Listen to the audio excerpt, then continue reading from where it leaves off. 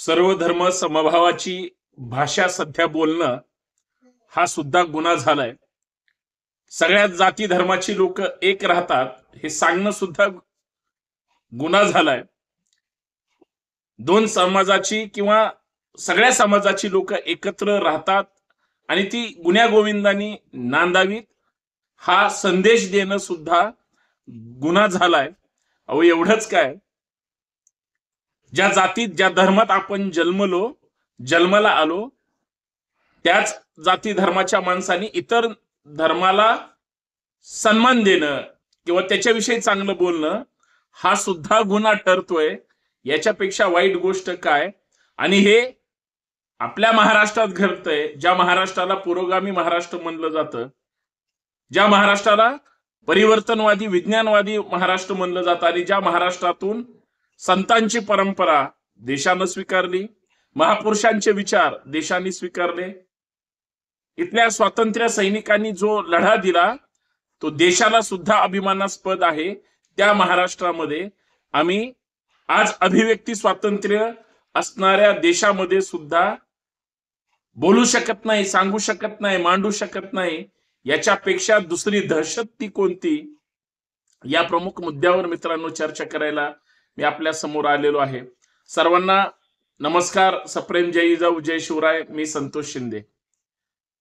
मी आज एक digital creator, एक social media influencer Atharva Sudame या सोशल मीडिया मधला एक विनोदी आणि चपकल त्या ठिकाणी भूमिका मांडणारा एक तरुण युवक, जो वेगळ्या वेगळ्या मुद्द्यांवर, मग ते धार्मिक सण असतील, आपले भाषा असेल, समाजामधला कुठलाही महत्वाचा विषय असेल, डिजिटल क्रिएटर म्हणल्यानंतर ते चांगल्या पद्धतीनं लोकांना समोर एक वेगळा विषय आणि वेगळा विचार घेऊन जाण्याचा प्रयत्न करत असतात.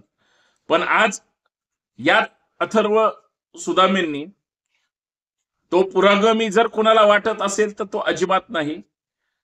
अथर्व सुदामे हा पुरोगामी नसला, तो जरी फ्लेक्झिबल असला तरी तो या महाराष्ट्राचा एक नागरिक आहे आणि महाराष्ट्राचा रहिवासी तर आहेच आहे, परंतु देशाचा नागरिक आहे. आणि त्याला जे हक्क अधिकार दिलेले आहेत त्याला त्यांनी काय सांगावं, काय मांडावं, हे तथाकथित लोकांना जर ते झोंबत असेल तर हे दुर्दैवी आहे.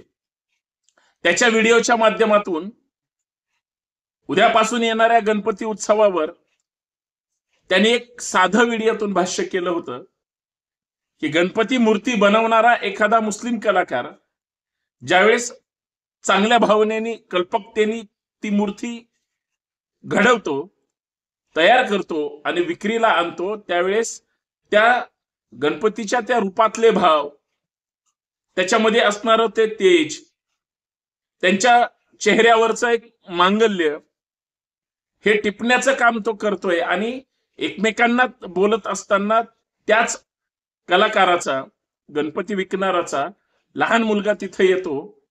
अगोदर त्याचं तो कुठल्या जाती धर्माचा आहे हे कळत नाही, परंतु लहान मुलगा टोपी घालून आल्यानंतर तो अब्बू म्हणतो आणि मग ते कळतं की अरे हा तर दुसऱ्या धर्माचा व्यक्ती आहे आणि मग हा गणपती विकतोय, हे कसं काय चालणार? आणि मग ते एकमेकांना भाष्य करतात, संवाद साधतात आणि त्या संवादातून काही शाब्दिक चिमटे काढण्याचा प्रयत्न होतो. मी असं समजतो की ज्याला त्याला बोलण्याचा आणि मांडण्याचा हक्क अधिकार जरी असला तरी सुदामेंनी सर्व धर्म समभावाची जी संकल्पना मांडली होती ती या महाराष्ट्राचा विचार आहे, देशाचा विचार आहे. भारतीय राज्यघटनेमध्ये त्याचं जर तुम्ही संविधानाची उद्देशिका वाचली तर त्याच्यात जे लिहिलंय तेच शब्दात सांगत असताना, कारण तो आमचा भाव आहे आणि तो मांडला गेला पाहिजे हे त्याला त्याच्यातून सांगायचं होतं. परंतु ब्राह्मण महासंघाच्या नावाखाली तो दीडदमडीचा दवे नेहमी प्रत्येक गोष्टीत शहाणपणा शिकवण्याचा प्रयत्न करतो. इतरांना राग आला असेल किंवा नसेल मला माहित नाही, परंतु सुदामेंनी कुठलीही चूक केली नव्हती. परंतु शेवटी सुदामेंचे फोये त्या आनंद दवेला खायचे असतील कदाचित, म्हणून त्यांनी लगेच आक्षेप घेतला. सोयीनं दुकान चालवणारा आणि स्वतःच मी शहाणा आहे आणि माझ्यापेक्षा दुसरा कोणी शहाणा नाही असं जर त्याला वाटत असेल, हा त्याचा शुद्ध हलकटपणा आहे.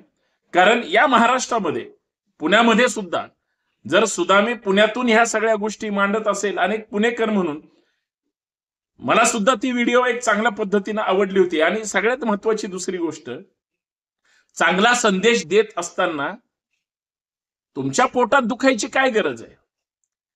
आज तुम्ही कुठल्याही यात्रेमध्ये जा, कुठल्याही जत्रेमध्ये जा, कुठल्याही धार्मिक स्थळाच्या ठिकाणी जा, सगळ्या धर्माची माणसं असतात. तुम्ही कुठल्याही गड किल्ल्याच्या पायथ्याला त्यांची घरं आहेत, दुकान आहेत, तिथून सगळे खरेदी करतात.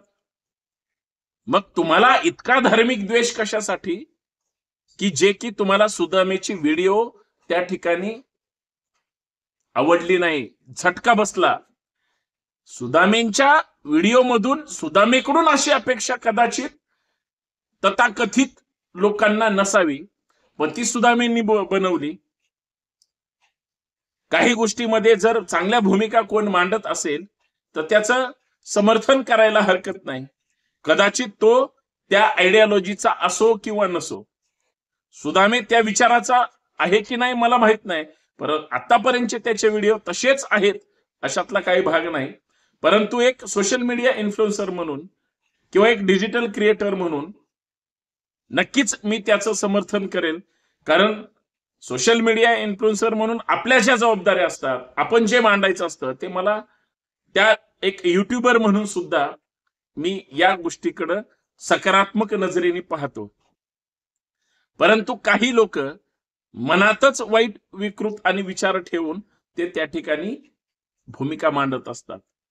ज्याला ही व्हिडिओ आवडली नसेल किंवा ज्याने ही व्हिडिओ पाहिली आणि त्याला फार वाईट वाटलं, अशी 2-5 लोक जर बोटावर मोजण्या एवढी जर सोडली, तर महाराष्ट्रामध्ये त्याच्या सोशल मीडिया हँडलवर सुदामेंनी ज्या ज्या ठिकाणी ती व्हिडिओ टाकली होती तिथं सगळ्या लोकांनी त्याचं कौतुक केलं होतं. त्यांनी व्हिडिओ टाकली आणि ती व्हायरल झाली. त्याच्यानंतर लोकांनी त्याच्यावर आक्षेप घेतला. त्यांनी ते व्हिडिओ डाउनलोड समजा केली असेल त्याच्याकडे असेलच, परंतु त्यांनी ती व्हिडिओ डिलीट केली. तोपर्यंत सगळ्यांपर्यंत ती व्हिडिओ पोहोचली. सुदामेंनी त्याच्या सोशल मीडिया हँडलवर ती व्हिडिओ टाकून जेवढी व्हायरल झालेली नाही, त्याच्यापेक्षा जास्त लोकांनी सगळ्या समाज माध्यमांवर ही व्हिडिओ त्या ठिकाणी शेअर केली. म्हणजे आपण विरोध कशाला करतोय? सर्व धर्म समभावाची संकल्पना ही जी काही सो कॉल्ड धर्मरक्षक किंवा धर्माभिमानी आहेत, ह्यांच्या घरात कोण जर आजारी पडलं, हे जर कुठं गाव सोडून गेले किंवा ह्यांच्यावर जर अत्यंत वाईट परिस्थिती आली की ज्यावेळी यांना खायला अन्न नाहीये, अशा वेळी हे काय करतील?